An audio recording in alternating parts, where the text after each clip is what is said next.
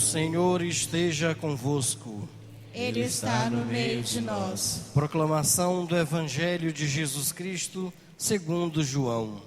Glória a vós, Senhor.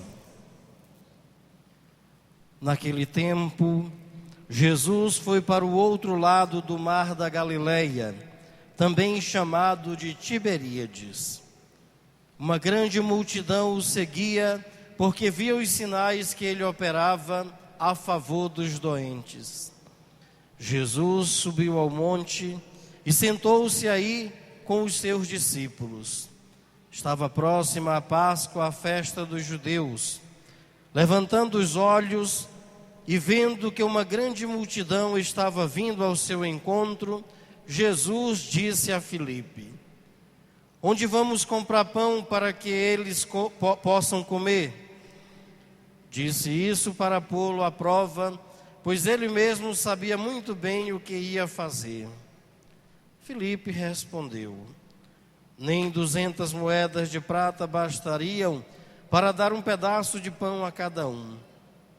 Um dos discípulos, André, o irmão de Simão Pedro, disse: está aqui um menino com 5 pães de cevada e 2 peixes.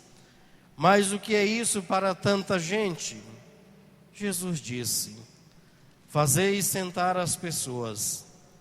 Havia muita relva naquele lugar, e lá se sentaram aproximadamente 5.000 homens. Jesus tomou os pães, deu graças e os distribuiu aos que estavam sentados tanto quanto queriam. E fez o mesmo com os peixes. Quando todos ficaram satisfeitos, Jesus disse aos discípulos: recolhei os pedaços que sobraram, para que nada se perca. Recolheram os pedaços e encheram 12 cestos com as sobras dos 5 pães, deixadas pelos que haviam comido. Vendo o sinal que Jesus tinha realizado, aqueles homens exclamavam: este é verdadeiramente o profeta, aquele que deve vir ao mundo. Mas quando notou que estavam querendo levá-lo para proclamá-lo rei, Jesus retirou de novo sozinho para o monte. É palavra da nossa salvação. Glória a vós, Senhor. Aleluia, aleluia, aleluia, aleluia, aleluia, aleluia, aleluia, aleluia. Podemos sentar. Que as palavras do Santo Evangelho nos ajude a perdoar os nossos pecados e a nos conduzir até a vida eterna. Amém.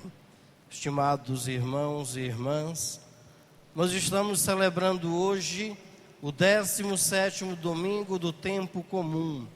Nós chegamos bem na metade deste tempo, que é dentro da nossa liturgia, o tempo que tem mais dias, mais semanas, 34 semanas. Durante este tempo comum, se nós formos observar, este ano estamos celebrando o ano B, sempre utilizando nos domingos o Evangelho de Marcos, que tenta mostrar para o povo, primeiro para os discípulos, depois para o povo que começou a acompanhar Jesus. Este Evangelho tentou responder 2 grandes questionamentos para os discípulos e para o povo.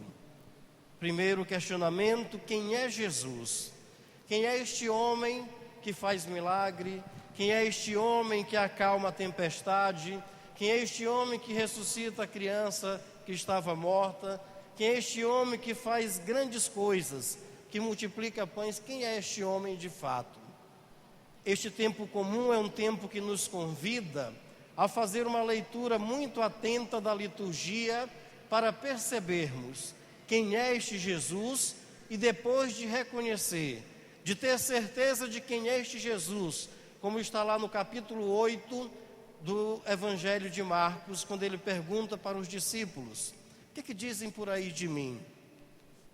Começam a responder: uns dizem que é Elias, que é João Batista que ressuscitou, que é um dos profetas. E depois Jesus pergunta, olhando nos olhos deles: e para vocês, quem eu sou? Quem eu sou para vocês? Este tempo comum é um tempo que nos convida a tentar, através da liturgia diária, descobrir quem é de fato este homem de Nazaré, este filho de Maria, este filho de Deus. Na segunda parte do Evangelho de Marcos, a grande pergunta que o evangelista vai tentar responder é: quem é o discípulo de Jesus?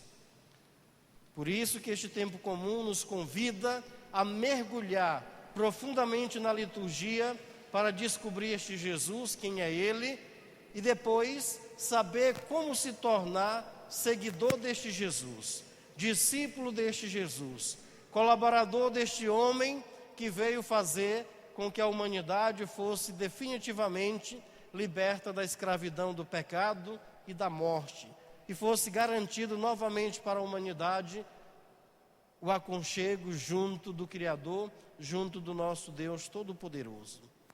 Observem que hoje o tempo comum, ano B, abriu um espaço para a gente ler o Evangelho de João.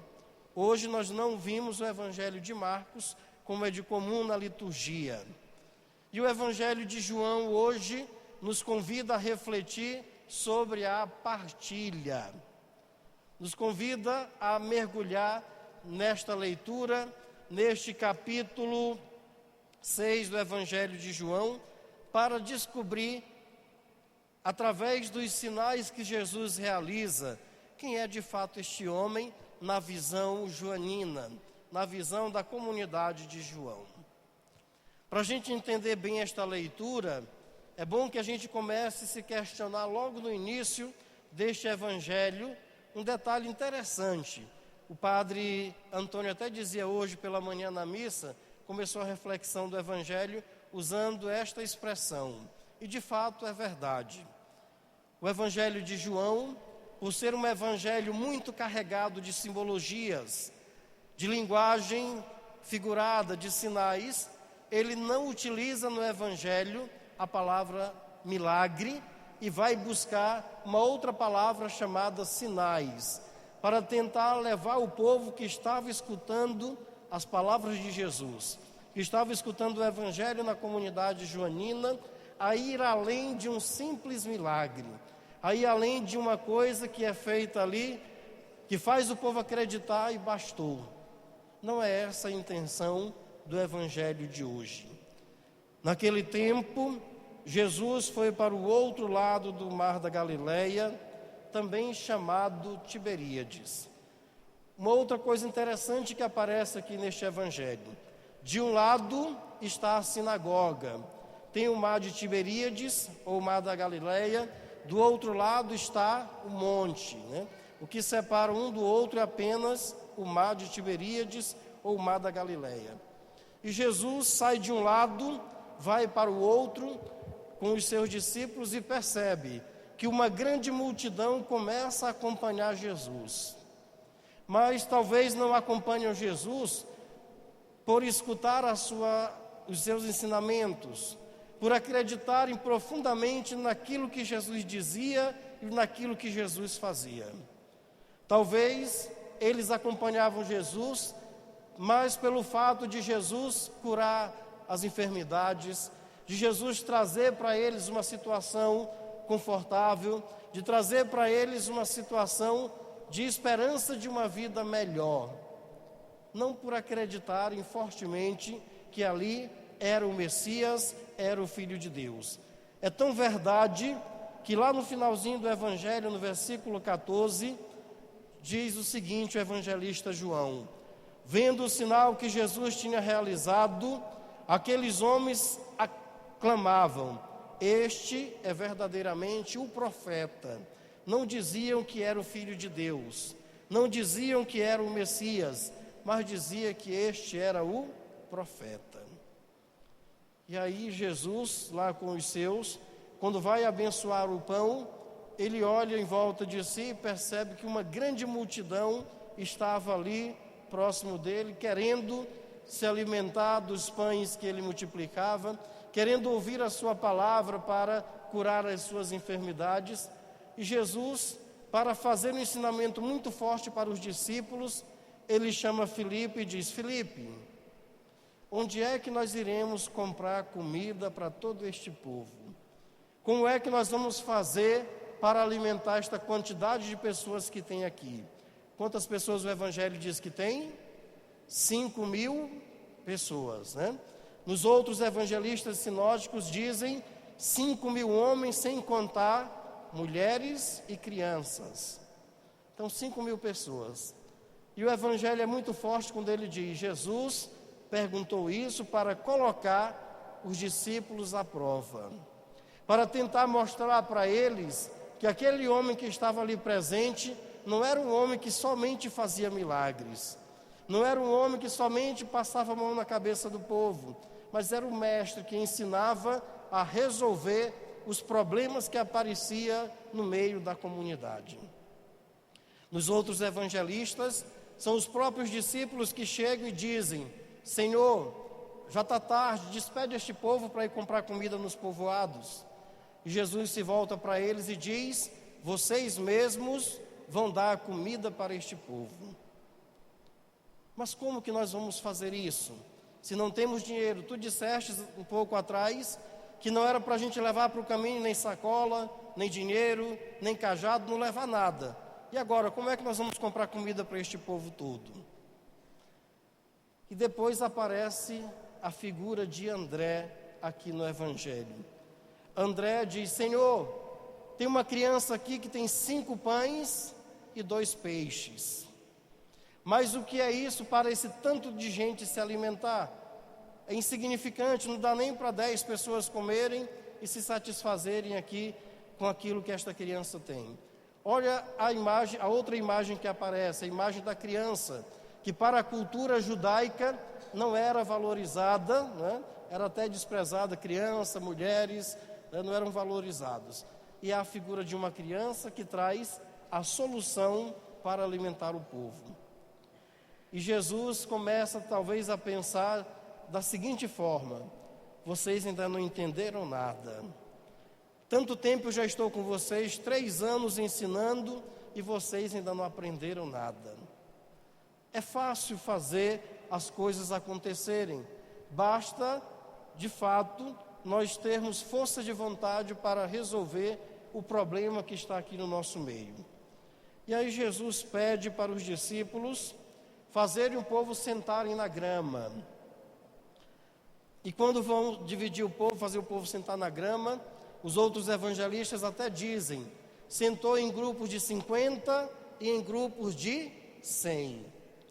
Uma coisa interessante a gente começa a observar na atitude de Jesus.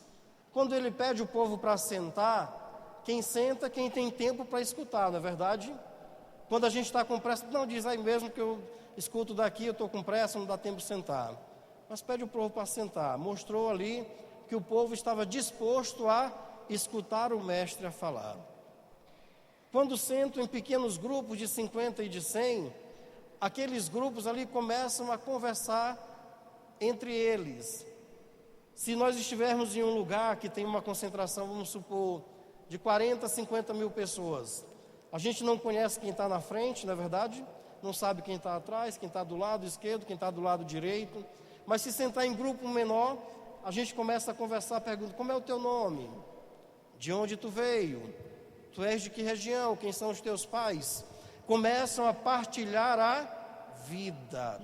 Começam a partilhar a vida. E assim aconteceu. Quando Jesus pega aqueles 5 pães, e aqui aparece de novo a numerologia, né? 5 pães e 2 peixes, 5 mais 2 dá 7, que é o número da plenitude da perfeição, a perfeição de Deus. Jesus abençoa aqueles pães e aqueles peixes. Jesus faz com que o coração de todos eles se abra, acolha o outro e comece a partilhar com o outro aquilo que cada um levou. É claro que cada um, quando saiu para caminhar, acompanhar Jesus, deve ter levado alguma coisa na sua mochila, na sua sacola.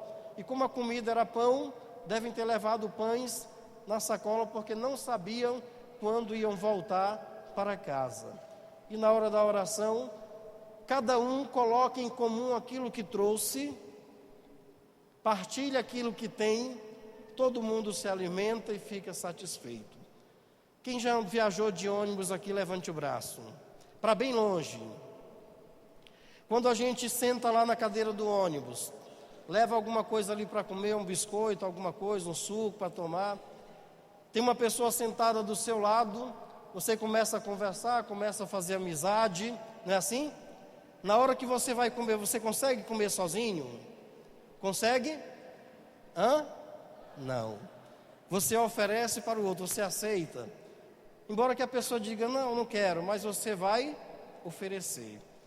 Exatamente isto que também aconteceu com o coração daquelas pessoas.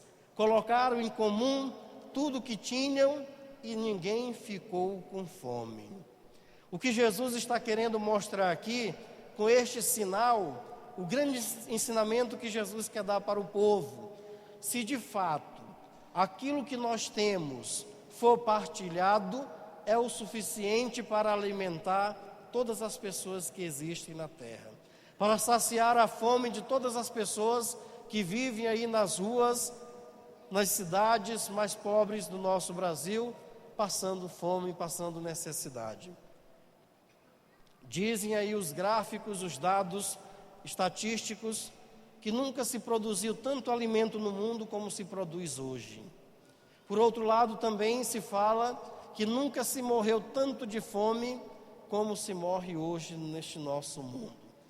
Tudo por conta de um espírito individualista que foi criando no coração do nosso povo, de cada um procurar para si e os outros que se virem. Eu estando bem, eu me alimentando, eu estando com o meu carro, com minha casa bonita, com tudo que eu preciso, não quero nem saber do outro, o outro que se... né? Assim, geralmente, nós temos pensado.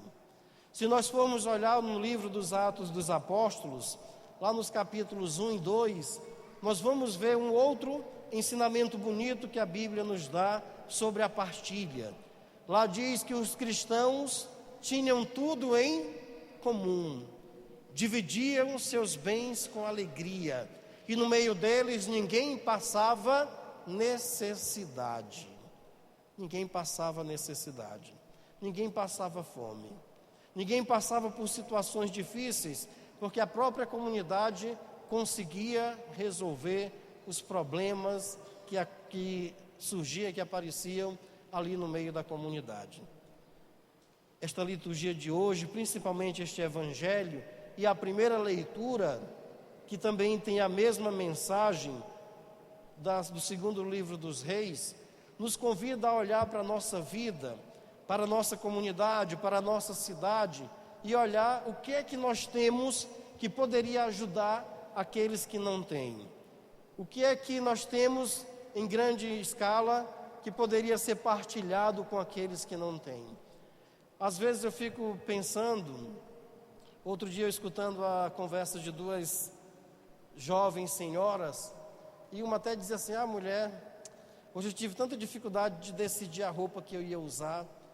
Botei tanta roupa em cima da cama e na hora que eu vestia, que calçava aquele sapato lá, descombinava. Né? As mulheres têm esse negócio, né? Descombinava, eu trocava, ia vestir tanta roupa, tanto calçado. Às vezes tem calçado que elas nem sabem que existe lá. Comprou e nunca nem usou e está lá guardado. Roupa, calçado. Às vezes fazemos a nossa compra lá para o mês, para a semana. As coisas se estragam e nós não estamos nem aí. É esta a grande lição que a primeira leitura e o evangelho de hoje vem nos trazer.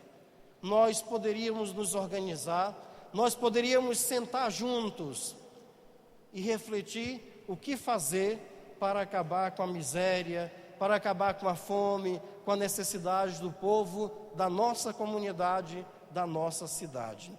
Quando pensamos no eu somente, pensamos de forma individualista, os problemas vão sempre acontecendo em grande escala e vão sempre cada vez mais piorando, e nós sempre ainda dizemos, não é problema meu. eu estou bem, eu estou tranquilo, quem quiser que se vire. Na segunda leitura da carta de São Paulo aos Efésios, São Paulo chama muito a atenção do povo da comunidade de Éfeso. Quando ele escreve esta carta, ele está na prisão e escreve para fortalecer a caminhada do povo de Éfeso, para orientar a caminhada do povo de Éfeso e não deixar com que eles se desviem dos caminhos do Senhor. São Paulo diz logo no começo da leitura de hoje: vos exorto a caminhardes de acordo com a vocação que cada um escolheu para a sua vida.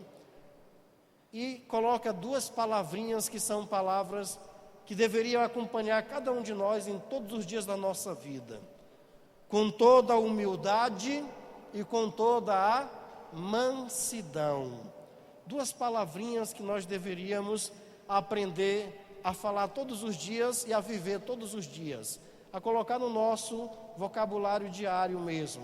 Humildade e mansidão são duas atitudes que nos ajudarão a nos aproximar mais do outro, nos ajudarão a nos tornarmos cada vez mais irmãos, família, comunidade, fazer com que a nossa vivência seja feita numa unidade perfeita, como o Senhor espera de cada um de nós. E depois ele diz: suportai-vos uns aos outros com paciência, no amor. Esta palavra suportar, eu particularmente carrego na minha vida com um significado diferente daquilo que muita gente por aí anda dizendo. Nós temos que pelo menos suportar o outro, mesmo sendo chato, sendo isso, sendo aquilo. Não é assim que a gente diz? Já eu encaro esta palavra suporte como aquele que dá sustentabilidade, aquele que ajuda o outro, aquele que está diante do outro para que o outro tenha segurança na sua vida e na sua caminhada. Suportar não no sentido negativo da palavra, mas no sentido positivo. Esta mesa da palavra está sendo sustentada por esta base. Ela que está dando a segurança para que esta mesa da palavra sustente aqui o lecionário e assim a gente faça as leituras aqui na nossa igreja. Ser suporte na vida do outro, ser um apoio na vida do outro, ser uma força na vida do outro é o que nós deveríamos buscar todos os dias e não o espírito de individualidade, de rivalidades, de competição, de briguinhas, de fofoquinhas, dessas coisinhas que vão atrapalhando a vivência comunitária do nosso povo. Depois São Paulo diz que não adianta a gente tentar querer ser melhor do que o outro, querer ser mais do que o outro, coisa e tal. Através do mistério pascal da paixão, morte e ressurreição de Cristo, nós nos tornamos um só corpo, uma só alma. Nós nos tornamos a família de Cristo. Nós nos tornamos irmãos, um só corpo, um só espírito, uma só esperança. Para isso nós fomos chamados. Até porque só existe um Deus, diz São Paulo. Só existe uma fé, só existe um batismo, só existe um Deus que é Pai de todos nós. E até mesmo nós rezamos lá no Pai Nosso. Logo no comecinho da oração a gente diz que Ele é Pai de todos nós, Pai Nosso. Se Ele é Pai Nosso, nós somos todos irmãos. E se somos todos irmãos, os irmãos devem viver na unidade, na fraternidade, no amor. Acho muito bonito quando eu viajo para algumas comunidades, lá nas comunidades mais distantes da Arquidiocese de São Luís, e eu vejo as famílias lá. Quando alguém, por exemplo, faz uma farinhada lá, divide para os vizinhos. Espírito de família, mesmo não sendo parente. Quando mata lá uma galinha, um porco, sei lá o quê, divide um pedacinho para cada vizinhança. Coisa bonita isso, E nós estamos perdendo este espírito de família cristã, este espírito de unidade, este espírito de amor. Só ajudamos o outro com interesse de receber alguma coisa em troca. esta liturgia de hoje, ela deveria nos ajudar a compreender que a partilha verdadeira só vai acontecer quando nós começarmos a viver em sintonia perfeita com o outro, tendo como centro desta unidade o amor. E São João até diz que Deus é amor, quem permanece em Deus permanece no amor e Deus permanece nele. Peçamos a Nossa Senhora Auxiliadora, padroeira desta paróquia, que nos ajude a compreender a mensagem desta liturgia e a colocar-nos no nosso dia a dia. Em nome do Pai, do Filho e do Espírito Santo. Amém.